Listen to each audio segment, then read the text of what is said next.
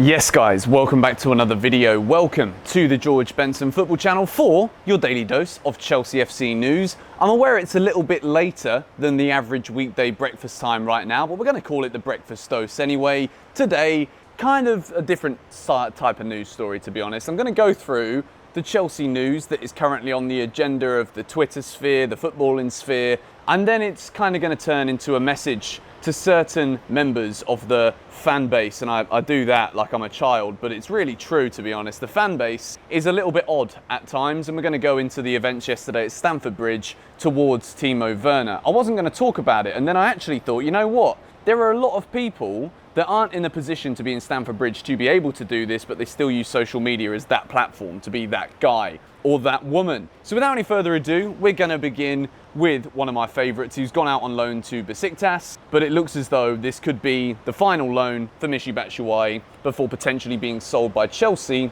next summer. Because his contract is running out next year, Chelsea have extended Michy Batshuayi's contract by another year, which probably means that next summer we will be offloading Michy Batshuayi from the club. Best of luck in Besiktas. I've always liked Michy. I think he's a decent striker, but there's always been a question about whether the attitude is right. And in terms of pedigree and elite level striking, I don't really think he is quite at the level that Chelsea desire. Moving into Emerson, it is now confirmed that Emerson will be playing his football in France this season, competing for second place with Lyon. Emerson signs for Lyon on a season-long loan deal, and I don't think there is an option to buy at the moment. But the same as Michy Batshuayi, Emerson has also extended his contract so that Chelsea can try and find a buyer for him over the course of the next 12 months. Again, best of luck to Emerson.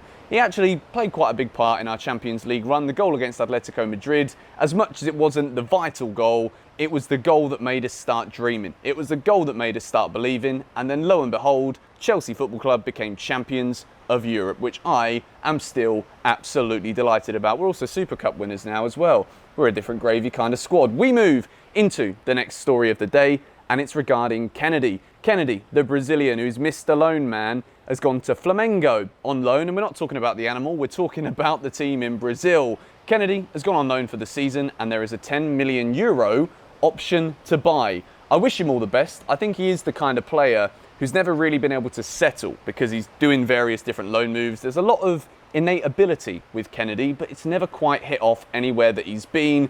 Maybe now, going back to Brazil, we will see the best out of the Brazilian. I certainly hope so. Moving in to story number 4. We're steamrolling through these today. Kurt Zouma to Tottenham. It's one that I don't really like, to be honest. I've always liked Kurt Zouma. But realistically, when we look at the way that Thomas Tuchel has picked his sides, when we look at Zouma playing on the left side of the centre-back three, Rudiger's that guy now, he's locked down that position. But to Spurs, at first I wondered if Chelsea were going to entertain this. Will Chelsea actually accept a bid from a rival, their biggest rivals, in order to send one of our top players? I say top players, he's still a top player. Not really in this Chelsea squad, but would we send Zouma to Spurs? Apparently, Chelsea are open for that move. The question is, will Tottenham put in the right bid? Will they offer Kurt Zouma the right wages? And I think Kurt Zouma, despite not being in Tuchel's plans directly, would probably be happy to stay at Chelsea. If the right move and the right offer financially doesn't come in, then I'm sure Kurt Zouma knows that there's a lot more chance of winning the Premier League this season at Chelsea than there will be at Tottenham Hotspur. And you've also got to remember, without Jules Koundé signing, Trevor Chalobah, no Trevor Chalobah, it doesn't matter. If Chelsea get injuries in the back line, then Kurt Zouma is a more than good enough centre-back to call upon when the time is needed. We move into yesterday's training session. We're going to start with the positives and then end with the negative. But Romelu Lukaku training at Stamford Bridge. I'm not going to go through all of the interviews again, because if I start going into this trend of breaking down everything that every Chelsea player ever says to the media, then you guys wouldn't have a life anymore, and I'd just be talking in front of your screen all day, every day, which I don't think is healthy for either me or you. However, it looked good in training yesterday. The basics of what Lukaku was saying is that he's ready. He's ready to start against Arsenal this weekend if called upon.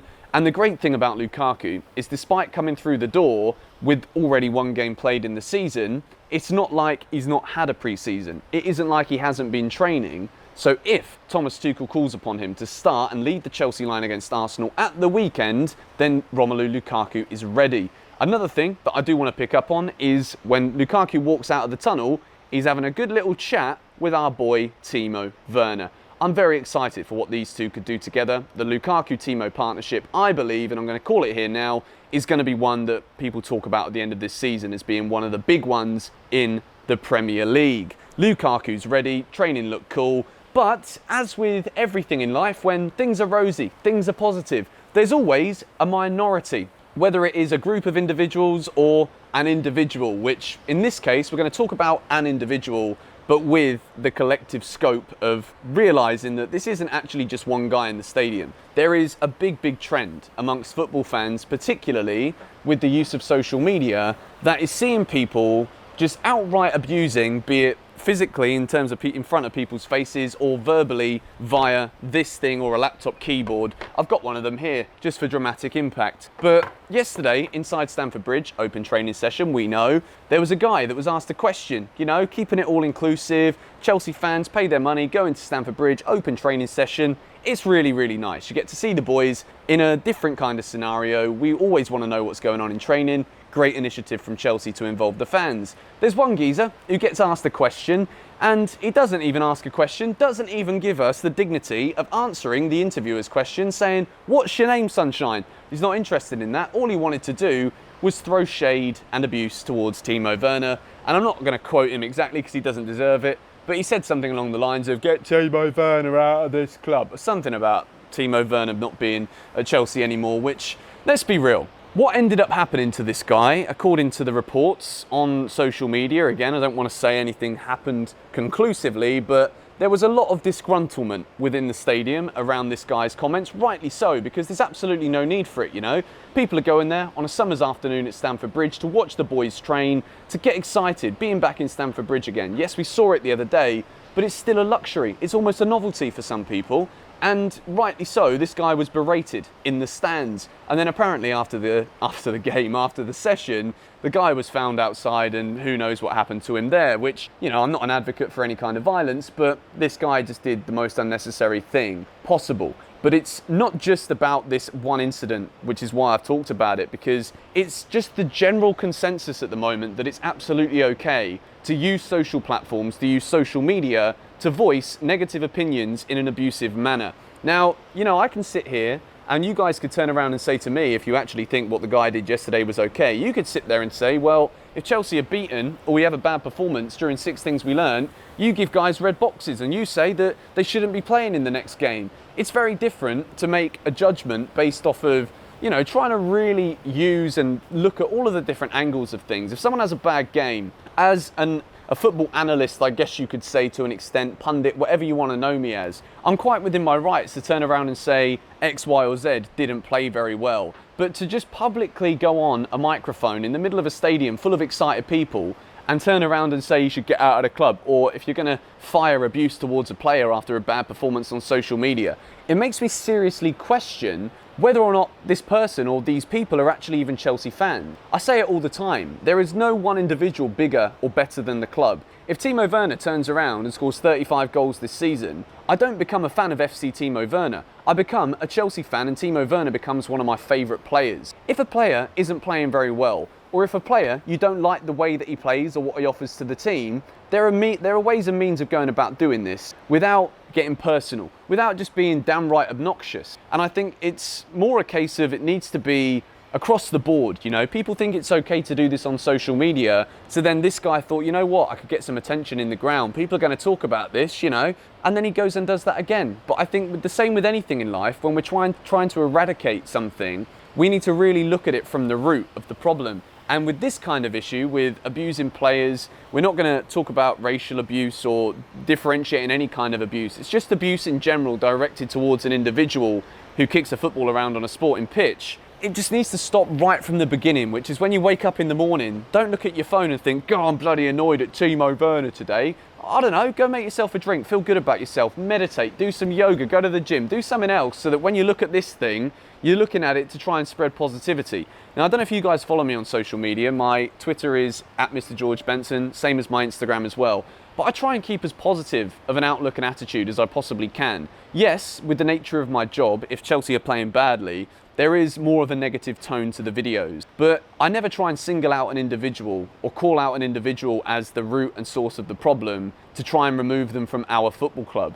TIMO WERNER, to put it bluntly, has offered a lot to Chelsea so far. Whether you think he's done what he should have done or not is irrelevant. He was our top contributing goal player last season, be it between assists and goals itself, 27 of them, and the man tries very, very hard. And I know that we can't always praise trying hard as the way of actually judging a player's ability or quality, but with TIMO WERNER, I think it's absolutely outrageous that people would write this man off so far in a Chelsea shirt. And the reason I've addressed it today is because it wasn't just the man in the stadium yesterday or the ignorant being in the stadium yesterday who thought that was a good idea.